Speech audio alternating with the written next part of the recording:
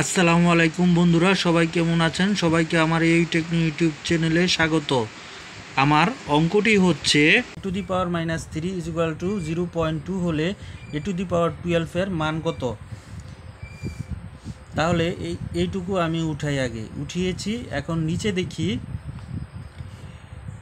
যেহেতু পাওয়ার -3 হয়েছে, পাওয়ার যদি মাইনাস হয় এখানে যে কোনো ডিজিট হোক, এখানে যদি -2 হয়, -4, -6 হলেই আমার উপরে 1 হবে, আমার লব 1 হয়ে যাবে এবং নিচে বাকিটুকু মাইনাস বাদে অংশ বসবে, হর সেইটুকু অংশ বসবে।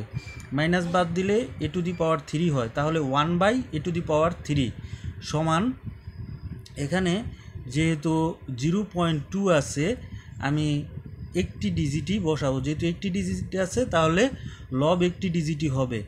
আর হর দশমিকের জন্য একটা 1 এবং একটা ডিজিট 2 এর জন্য 1-এর পরে 0 বসবে, 10। তাহলে এটা সমান কি হয় দেখি, 1/a^3 সমান 1/a^5। 10কে 2 দ্বারা ভাগ করলে 5 হয়, তাহলে কাটাকাটি করলে 1/5 হয়। এখন দেখি 1 কমন যায়, তাই a^3 সমান 5 হবে।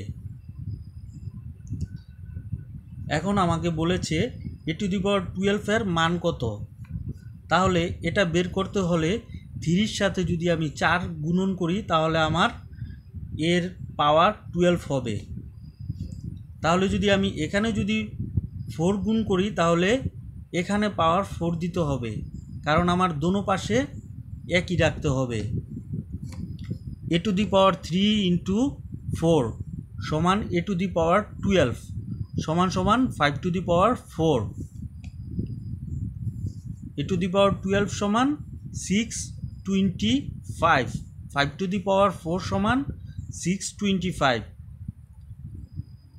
5কে 2 বার গুণ করলে 5×5 = 25, 3 বার গুণ করলে 125 এবং 5কে 4 বার গুণ করলে 625 হয়। তাহলে এটি হচ্ছে উত্তর।